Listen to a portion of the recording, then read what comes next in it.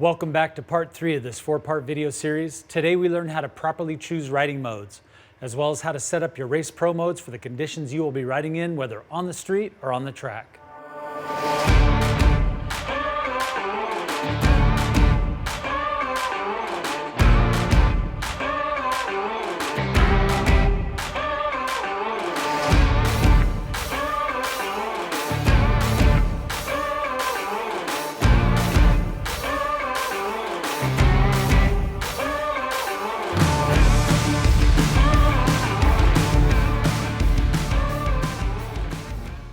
Choosing riding modes may seem daunting, but it's actually broken down for you in the rider's manual, as well as on your TFT Dash. Let's take a look at the dash and see what's provided. Using your multi-controller and the rocker button, we are going to access the Race Pro modes. From the Pure Ride screen, we scroll down and across to Settings, Racetrack Configuration, Race Pro Riding Mode Configuration. We will select Race Pro 1, starting with Engine. When we select Engine, we see an associated source of race. The source of race is the same engine characteristic as race in your riding modes, with a provided explanation of optimum throttle response, maximum torque, and off-throttle acoustics active. This will be used when track or road conditions are excellent, DOT race tires or slicks are being utilized, and maximum traction is available. Option 2, we see an associated source of dynamic.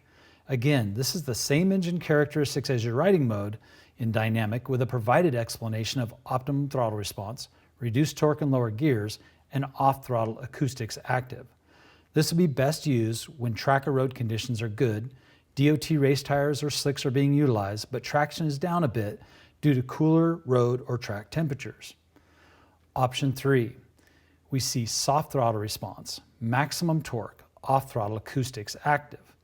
This will be best used when roadway conditions are unknown or questionable, damp spots or drying roadways after rain, potential debris, or even when running touring tires. Option 4, we see an associated source of rain with an engine characteristic of gentle throttle response, reduced torque in lower gears, off-throttle acoustics not active.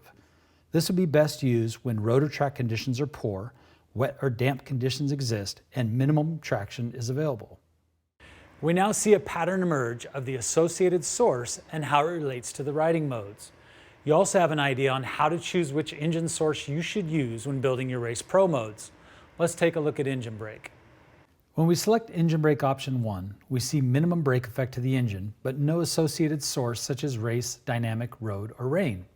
This is because there is no associated source to this map for the riding modes. This map provides minimal engine brake support when rolling off the gas. This would be used at the racetrack with DOT race tires or slicks. Riders who use this map for the first time will typically state it feels like they're being pushed into the corner. This is because the engine brake characteristic is not slowing the rear of the bike as much as the rider would like, forcing him or her to utilize more front brake and potentially rear brake. This map is very specific to the racer who likes to utilize the rear brake to enter the corner with little to no engine brake effect. But not to worry, there are other options available to you. Option 2 has a source of race. The source of race is the same engine brake characteristic as race in your riding modes, with a provided explanation of average brake effect of the engine. This would be best used either on the track or street when roadway conditions are excellent, free of debris, water, or wet patches.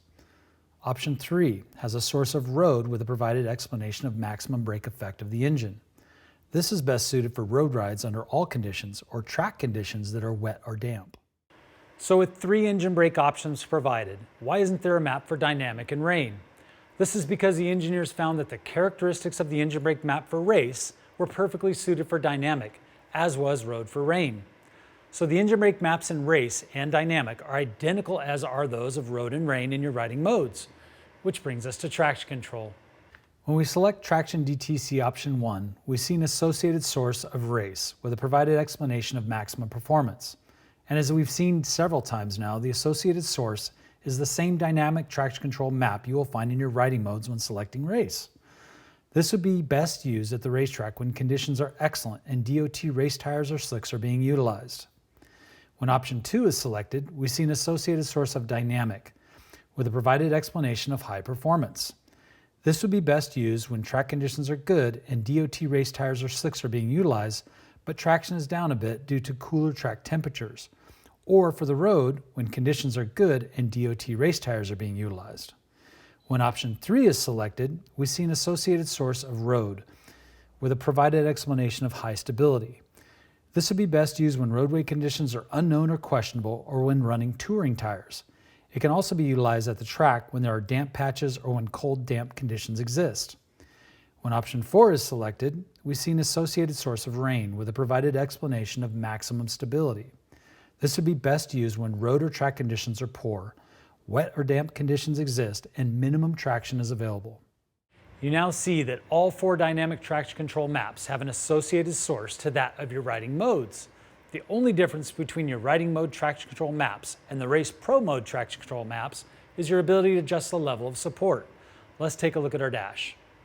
With Race Pro mode's traction control maps, you have the option to either increase or decrease the amount of traction control support using the DTC rocker button.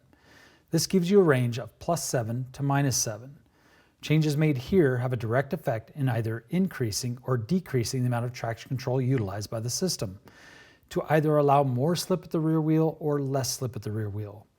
Using positive values will always provide more traction control support for the rider, and negative values less support. Next up, we have wheelie DTC, and thanks to a 6-axis IMU or yaw rate sensor, wheelie control has now been separated from dynamic traction control, allowing the engineers to fine-tune the wheelie control in order to carry those low wheelies like the pros when utilizing smooth throttle input. When we select wheelie DTC, we see option 1, with no provided source and an explanation of high wheelie possible minimal support. This is an excellent choice for the rider or racer who feels he's being slowed down by the wheelie DTC and prefers to control the wheelie via throttle and/or rear brake. Selecting option 2, we see a source of race, with an explanation of slight wheelie possible optimal propulsion. This is the best option for riders that utilize smooth throttle input on straightaways or corners, as it holds the wheelie just above the ground, skimming the surface, providing optimal drive. Selecting option 3, we see a source of rain, with an explanation of maximum stability. This is a great option for a rider looking for quick wheelie suppression when proceeding straight or exiting a corner. So with 3 wheelie DTC options and only race and rain coming from riding modes, where are the maps for dynamic and road?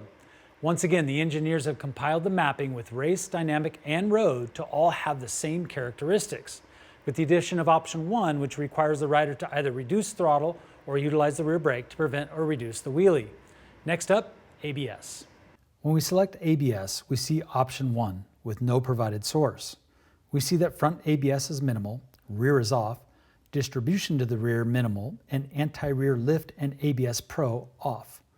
This particular setting is specific to racetrack ABS application, only providing minimal ABS support. Selecting option 2, we see a source of race with front ABS minimal, rear minimal, distribution to the rear minimal, anti-rear lift off, and ABS Pro off. This setting is also specific to the racetrack ABS application, with minimal rear ABS added for additional braking support. Selecting option 3, we see a source of dynamic with front ABS medium, rear ABS medium, anti-rear lift minimum, and ABS Pro minimum. With this option, we see the introduction of anti-rear lift and ABS Pro. Anti-rear lift helps reduce the rear wheel from lifting off the ground under a heavy braking situation. And although this system is extremely effective, it cannot be relied upon under all situations to prevent this from happening. ABS Pro, on the other hand, increases safety for the rider, particularly when braking in corners. If braking is initiated quickly, ABS Pro prevents the front and rear wheels from locking up, reducing the risk of loss of control of the bike, providing the best possible deceleration. This is done by way of the 6-axis IMU or yaw rate sensor, which reads the angle of inclination. Based off the inclination, the system adjusts to offset the braking pressure. Selecting ABS option 4, we see a source of road. The front ABS is maximum, rear maximum, distribution to rear maximum, anti-rear lift medium, ABS Pro medium. This setting is specific to conditions you would find on a typical street ride with road debris, potentially damp or wet conditions when riding through tree-covered corners and emergency braking. Selecting option 5, we see a source of rain, with all supporting values at maximum. This is truly for riding in those rainy or adverse road conditions where safe braking could be compromised at any time. And your last option is to turn the ABS off for the racetrack. This is typically done by racers and track day regulars who prefer the feeling of direct brake lines without an ABS unit. This can be done by removing your license plate and turn signal carrier, turning off your light warnings, and turning off your ABS via the DTC button. You can find a how-to on this by watching episode 2 of our video series, in which the process is broken down step by step, which leads us to dynamic damping control. In the riding modes, you have pre-configured dynamic damping curves that are set by the engineers to provide you with control and stability for the mode you have selected. So which mode do I select for the riding I'll be doing? Let's start with race mode. Race mode is specific to riding on the race track with DOT race tires or slicks. It is an excellent option to start with if you haven't been working with damping characteristics in the race pro modes. The dynamic damping control is stiffer, providing more damping support for the higher speeds, acceleration, and deceleration you'll have on the track. Dynamic mode is specifically for spirited rides on your favorite twisties in which roadways are smooth and dry. The damping is slightly softer than race mode, as this takes into account that roads are generally rougher than the racetrack. Road mode is as it states. It is truly a mode for the road, designed for city streets and highways in which there is potential for potholes and uneven roadway surfaces. This is also an excellent option when running touring tires. Rain mode is a purpose-built for wet or rainy roads, providing a softer damping characteristic that is optimal for the slower speeds you'll be traveling when roadway conditions are poor. Now it's time for my favorite, DDC adjustments in Race Pro modes 1, 2, and 3. Using your multi-controller and rocker button, we are going to access Race Pro modes DDC. The first thing you will notice is the front damping has only one selection available, whereas the rear damping has 2, compression and rebound. The front suspension is adjusted globally, meaning compression and rebound are adjusted simultaneously, giving you 14 stages of pre-configured changes, with 1 being the softest and 14 being the stiffest. The rear suspension also has 14 stages of adjustment, with 1 being the softest and 14 being the stiffest, but they can be adjusted separately. So why is this? This is because DDC uses ride height sensors known as potentiometers to identify where the suspension is in the stroke and the velocity it is traveling at during the movement. The rear shock has a ride height sensor as seen here, but the front does not. In order for the front suspension to have separate compression and rebound, you must install a front potentiometer, which is a racing accessory.